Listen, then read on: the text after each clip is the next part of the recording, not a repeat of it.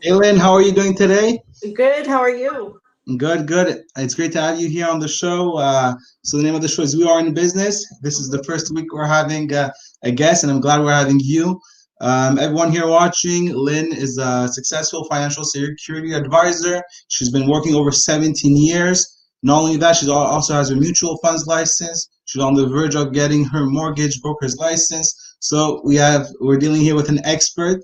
And also Lynn on her free time. She's an advocate for the elderly, and she helps out to make sure that their cause is heard. So, Len, thank you for being on the show. Thank you. That's a lot to swallow. That's a lot of pressure on me now. Thank you, thank you. So, Len, the first question I have for you today is why? What made you go into this field of financial industry? It was by accident. I don't have a Cinderella story to tell you. I went in by accident. I was 22. I had just had a baby, and it was literally the person who was selling me an RESP who threw it out there and said, "Why don't you get into finance?" So the first license I ever got was under the old BSF, which is now the AMF. I was a group scholarship representative for a group scholarship plan firm. And then later on, I got my mutual funds license. I got my life insurance license. Um, Along the way, it hasn't been easy. It's I've always been self-employed. I'm not going to say that there was an easy ride. As with any business, you have your ups and downs.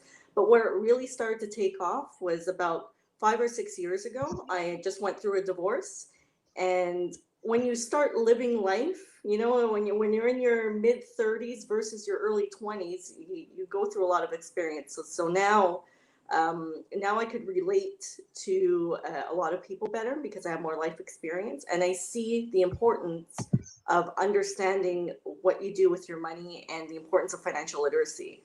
And as I had mentioned to you, I'm a real advocate for financial literacy and the excessive, and that everyone should have access to it. Well, that's beautiful to hear how you started it, and we know the RESP guys. They're always pushing, always trying, and yeah, they're doing a great job. And it's good. It's good that you followed this path. Now, now, if you look at young families, we know there's a lot of growing families here in Montreal, and they get married or they have a kid, or sometimes they just finished high school and no, they finished university and they're on the verge of getting married. What is the main advice that you can give them? We know that 50% of Canadians don't have any RESP, they don't have any savings, so we know the numbers are not so good. So, what Mhm. are the advices that you can give them? My advice is start yesterday. Here's the problem. Here's it always happens. Everybody wishes that they had started earlier. So if you didn't start earlier, start right away. First thing you need to do is sit down with a financial advisor. Who's the best financial advisor? I'm not going to sit here and say it's me, but really you have to find one that you are comfortable working with. This is a business relationship. This is the person who's going to help you plan your financial future. So as much as I would like to say I'm the best, there are so many of us out there. If you want to get a good reference, ask your friends, ask your family who they use, but always keep in mind that whatever your friends and family have might not necessarily apply to you. Okay, so keep an open mind. We live in Canada. There's a lot of products and services that are available. Take the time, but do something yesterday and get started. Don't hold off on it.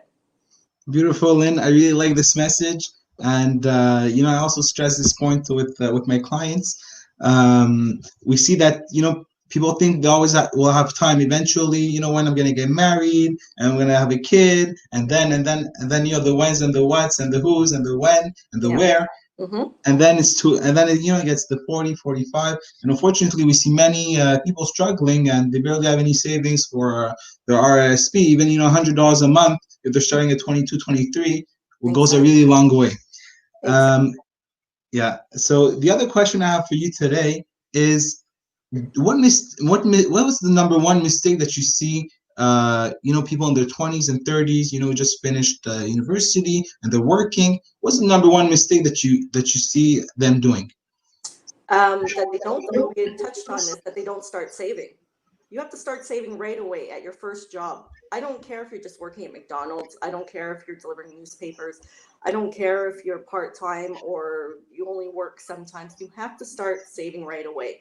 Get into the habit. Whether you, personally, what I encourage people to do is save a percentage, especially those who are self-employed. When you're self-employed, as you know, your income is sporadic. So you could get paid 5 times a month, you could get paid 0 times a month. Get into the habit of saving right away. If you're a parent, this should be something that you teach your children right away. I have 2 older children, so I have a 20-year-old. I have 2 others who haven't started working yet. But with my older children, what I did is I forced them to save a percentage. I told them to pick a percentage. In their case, they chose 20%. They decided to save 20% of each paycheck they received. And then what they realized is that they could save more than 20%. They live at home, they don't have any bills to pay. They had all this access to liquid cash. They knew if they kept it in their bank account, they would spend it. So slowly, that amount increased to 50%. Now, when you start, living on your own and you have expenses, you might not be able to save 50% of your income, but you have to start right away, like with the first paycheck, no matter how small it is. I don't care if it's a $50 paycheck. Get into the habit of putting $5 aside. That's a really great advice that you just gave. And I think especially, you hit the point of, the young students, the 18, 19, thank God the CJET does not cost an arm or a leg here in Quebec. And, they're pretty much all working and they get those helps here and there. So definitely they should, let's say they make $10,000 a year. If they would save another 3,000, even $4,000 a year while living by their parents, it's definitely going to be something that's going to really help them along the lines. And imagine 10 years of, by the time from 17, let's say to 25, 8 years of investments and saving $3,000 a year. It's nice to have, a down payment of 5% or even 20% for a house. That's definitely a good goal.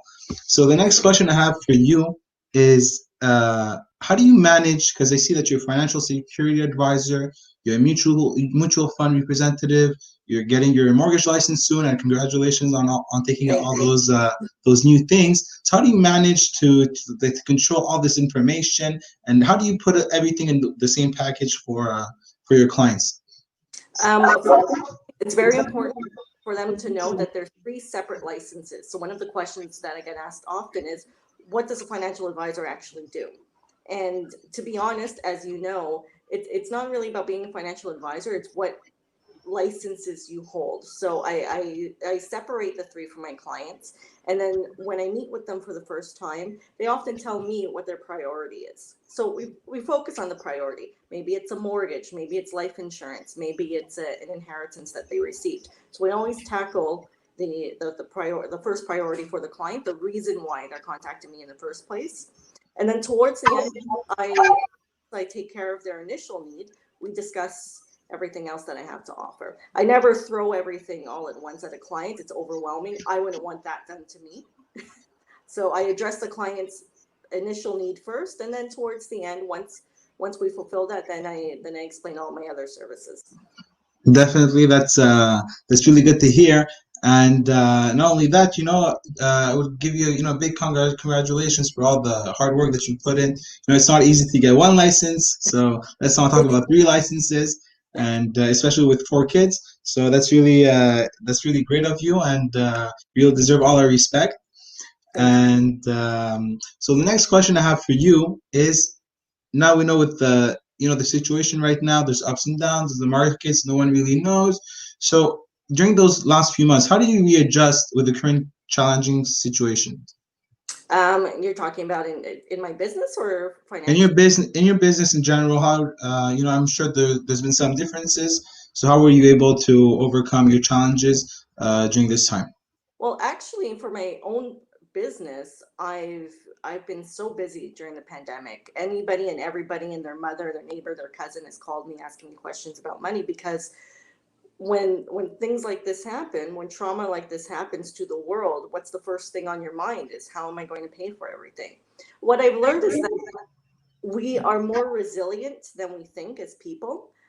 We also live in a really good country, and I hope that people are starting to appreciate it more. Listen, the federal government was able to come through with various COVID-19 recovery packages to help people out. Did it help out everybody? No. Are there people who haven't received some type of funding? Yes, I know them personally, but we live in a country where where the government's willing to help, right? So what I think in terms of my clients, what I always tell them is this is a good time to reassess your business, to reassess your finances. What are we going to do just in case there's a second wave? Some people don't have a job to go back to. Some people don't have a business to go back to. There's only a certain period of time you could sit down and, you know, wallow in your misery. At some point, you're going to have to pick yourself up and decide what you're going to do moving forward. So what I've gone through and the journey that I've gone through in the past 6 months has been part financial advisor, part psychologist. I don't want to take anything away from psychologists because I have some clients who are psychologists, but it's it's just understanding that at any given time, anything could happen. This is a pandemic that affected the world and affected the world's economy. So one good thing about going through everything that we've gone through is that the world has gone through with it together. But let's face it, before COVID-19, anything can happen to anybody and any business at any time. So I think what people are starting to realize is that they have to be more responsible when it comes to their finances. They need to protect their families. They need to protect their income. They need to save for the future. They have to stop spending foolishly, which people have started to look into. I know there are some people who have gone crazy with their online shopping, but overall, I think people are just looking at their finances in a different way because they never had to before. Yeah, and you brought really good points. We see many people trying to change the way that they used to live. We see that the spending has gone down a little bit, and people are trying to readjust. And those questions are good. Because if you're not going to spend this extra $200-300 on this nice pair of shoes, maybe you're going to spend it, for your child's education with an RESP, or you're going to spend it to put out some savings for yourself for the future. So definitely, people. I'm really happy that people are being more conscious of the importance of having a financial security advisor and asking questions and trying to better themselves with money. Unfortunately, many people live paycheck to paycheck, and in most cases, for the middle class at least, it's not because they can't pay anything. It's because they're spending too much, and this is why they're living paycheck to paycheck. They're living beyond their means. You see sometimes some people with BMWs, nice cars and everything, and unfortunately, when you look at their bank account, they're minus $200 for the insurance, and Exactly. it's a struggle every month. Exactly. So you're doing a great job, Lynn, and it's good, to have people like you really care about those about those in need. It's funny to say, you not think that people in the middle class are in need, but they are in need of people like you and financial security advisors. And you brought a really good point about being like a psychologist, because that's also one of the things. One of your jobs is to do that. Why? Because people are struggling. They don't know what's going to come. They don't know how to save. They don't know even for life insurance and other things like that. It's important to have someone guide them. And so can you say anything else about your role as a psychologist and how you have to help, not as a psychologist, but how you have to help people in uncommon situations? Well, what people need to realize is that the psychology of money is so powerful. We are very much influenced by the people who surround us, so whether it's family or friends.